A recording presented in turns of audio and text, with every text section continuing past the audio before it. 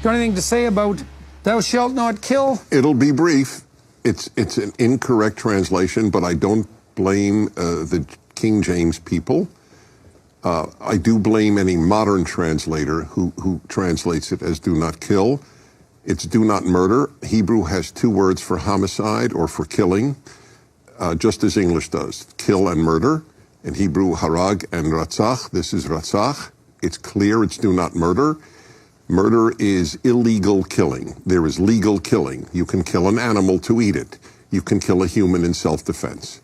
So if it said do not kill, we would have to be pacifists and vegetarians. I think it really shows the power of words, right? Like words really do have meaning. And sometimes people think like semantics is just, a lowbrow, argument tactic. But there's a difference between murder and self-defense. Mm-hmm. And this is one of the big things we see happening all the time in politics and our culture today is this person is not an illegal alien. They're an undocumented citizen. One of them is a clerical issue. The other one is a felony, right? Like somebody's not a trespasser. They're an unregistered dinner guest, Right. This isn't an assault. This is an unrequested sparring partner. These are different, these are the same concepts, but they're very, very different meanings. And it makes me wonder, over the course of thousands of years, and if the Bible was first spoken in Aramaic and then translated from Aramaic to Greek and then from Greek to Latin and then from Latin to French and then from French to English, what else have we based our entire society on that may be a semantic error? The very famous one is, the idea that Mary Magdalene is Jesus's wife, mm-hmm. not Jesus's whore. Friend? A whore. She was a whore. Mm-hmm. But then she apparently... was a whore, but she wasn't Jesus's whore.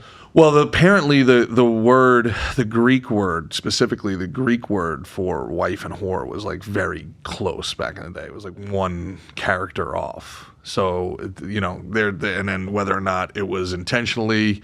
in the Council of Nicaea, whether it was intentionally misconstrued or whatever, but it does make you wonder, something like that, very different between thou shalt not kill and thou shalt not murder. Very, very different meanings. Very, very different, right? Definitions. I wonder what else we've gotten wrong. Yeah, I always interpreted it as kill as murder, though. You know what I mean? Mm-hmm. I never looked at it as like you shouldn't kill any animal. You shouldn't. You know what I mean? Like obviously. You need to eat.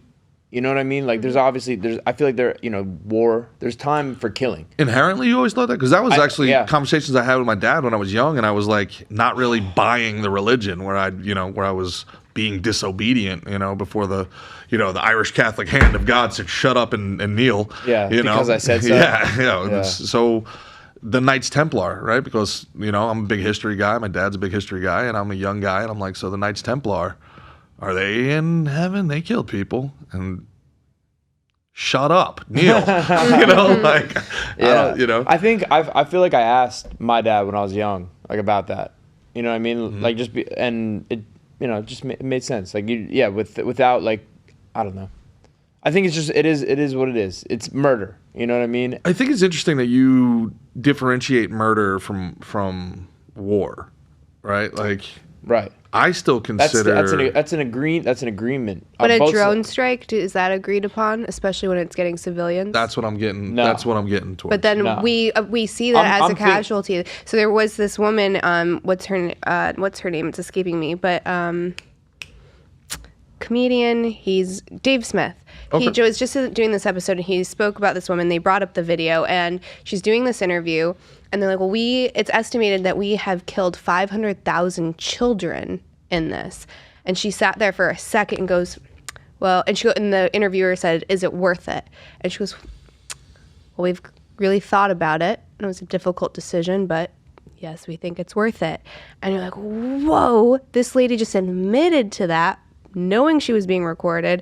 And how can you say that that's part of war? And how can you say that that's worth it? Because if it was your children, our children of, the United States, I think we would have a very different opinion of that. Yeah, collateral damage, the acceptable amount of collateral damage is, you're talking about a war crime. And I'm not even talking about that, which to me is a very obvious one. I'm talking about you're a soldier, you enlist, and you get sent to Afghanistan and you're out there on somebody else's land, fighting. That's what I don't consider murder. And when I interpret especially like from like the Bible, for whatever reason, I think more of like ancient warfare, where it's people signing up and we're agreeing to do battle. You know what I mean? I don't know. Did Afghanistan agree to that battle? That's the thing. I'm not talking about drone strikes. I'm not talking about modern warfare. I think that's murder. Are you asking me if Afghanistan did? Oh, Yeah, I don't speak for that. I don't speak for Afghanistan. I don't know. Do you like the soldier? The soldier gets an order. He fulfills his order. Do you hold the soldier responsible don't or no? rules of engagement, we have to wait for them to point a weapon at you and start to shoot it? Yeah, once we're occupying. So then at that point, then they get what they signed up for. Who? The person pointing the gun? Yeah. If The they point a gun at you. occupied peoples, Yeah, it's a shitty situation. Yeah. I I don't give people the same benefit of the doubt other people do. I hate the good German. I hate the I was just following orders thing. I hate the cop who says I was just following orders. I hate the soldier who says I was just following orders. You're complicit. That's just my personal opinion. People can differentiate that however they want, but the idea that you pulled the trigger and killed somebody, but it wasn't really your fault because somebody else gave the order. I'm sorry, buddy. I don't feel that way. But it's neither here nor there. I feel like but also like we haven't really had a noble conflict in 70-something years, and we've been at conflict for all of them. So yeah, but again, this is a really interesting thing, right? Where I keep going back to what Sammy Gravano said, when he's like, if I killed 16 people in Vietnam, they'd have made me a general. But I killed 16 people in America, and I'm a monster. But I also get what he's saying, because both people in like that life, the mafia, the mob, whatever, like they're signing up for a particular set of life and a set of rules. You know what I mean? Mm-hmm. He's not going and like murdering like innocent children and people. Sure. In the same way, if I sign I fight. I sign a paper. If I kill that guy in the cage, I don't think I go to hell. He agreed to come do combat with me. Mm-hmm. I agree to do combat with him. If I kill him, I don't go to hell. Okay. You know what I mean? Let me get real philosophical with both of you real quick. Ukrainians are getting slaughtered by Russians right now, whether anybody wants to admit it's happening or not. Mm-hmm. All right. They want to end this thing. They want a détente. They want a ceasefire. Our American politicians won't let them do it. We keep giving them billions of dollars and sending an entire generation of Ukrainian men out to be cannon fodder. Now, it's our elected officials and it's our tax dollars that are financing that. Are we complicit in that slaughter? Yeah. I'd say yes, too. Yeah. Like you and I, or like we, the collective United States? Well, I think we, the collective United States, it goes without saying. You and I as individual citizens. Is there something before that you think you're not seeing eye to eye with me? No, not at all. It seemed like there was like, you were like maybe giving like a counter, and I was just trying to figure it out. No, it's not a counter. I'm trying to kind of like... Before with the war stuff and the soldier. Yeah, I'm trying to like get that, I'm trying to get a very clearly defined, if we're going to, kind of separate the difference between a noble kill versus an ignoble murder. All right, so I'll try and complicate it too then. Let's say we're occupying Afghanistan or something, mm-hmm. and you blow up, you're a soldier, and you blow up like a part of a town because there's a target in there and there's collateral damage and those people die. I don't put it on the soldier. I put it on the person who put the soldier there. Why not both? Maybe like a 10% on the soldier. little column A, little column B. You know what I mean?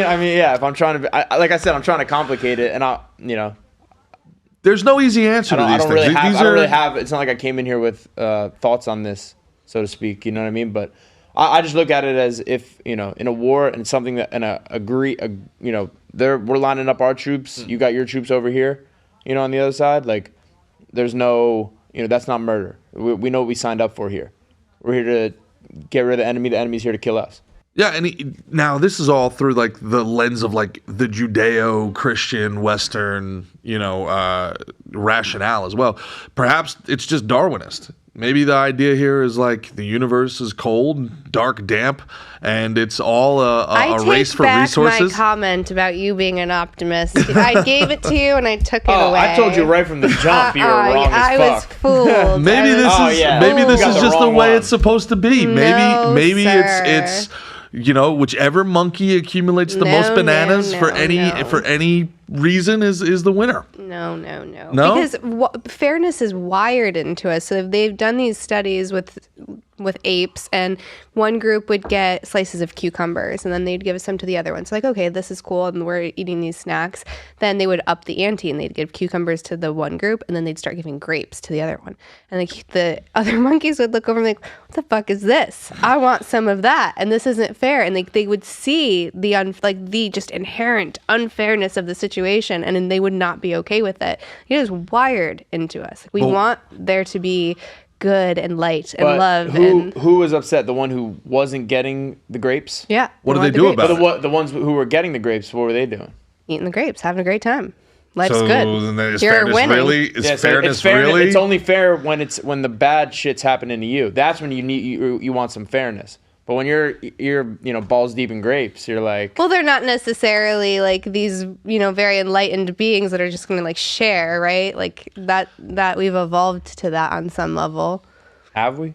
I think some of us. I don't know if I agree. I think the evolution of sharing comes from that is also a defense mechanism, or it's a transactional thing to get what you want. No, because if you think about it, we never had anything to store. We roamed, and we weren't like setting up camps and just like farming was in agriculture came way later. So if you had all of these resources like fresh fruit, fresh vegetables, you had to share, otherwise it would spoil. So there was no hoarding, there was no mine. This is the tribe. And the thing is, if I had a really good day hunting and I had like this giant elk, I can't finish it. Maybe I don't have the means to dry it, so I'm going to share it with my tribe. And then when you go and kill like something awesome and I'm not having a good day, then you share with me. So to survive, we had to share. It wasn't the sense of hoarding until we started to put roots down and say, well, okay, this is mine. Don't cross that line. My house, my money, my food, and my refrigerator. Right. And then we started to have a different relationship to I think maybe acquiring yes. things. I think maybe yes, and I think there may be something to the big guy comes from a different tribe and either takes all your stuff or you offer it to him first, and you say, well, instead of me offering this guy for nothing, maybe I can raise it with him, and this is where trade comes in. It's like, all right, I'll give you some of this elk there, big guy. Don't kill me and in the middle of the night and take all my shit. But how about, you give me some of that water you got there. Well, what about like Simon Sinek, leaders eat last, and the idea of taking care of everyone else, especially the vulnerable. And if you look at wolves and how they operate, right, it's the weak and the old kind of lead, and then the alpha is making sure that everyone's okay, and he makes sure everyone is getting fed. I still think that's a trade. I think that's a transaction. They're trading resources for obedience, loyalty. They're trading. They're essentially providing for fealty. If it was an older person doing that to a younger person, we'd call that grooming. I think that's it's a very. I believe eaters eat last, but also the leader wants something out of his followers.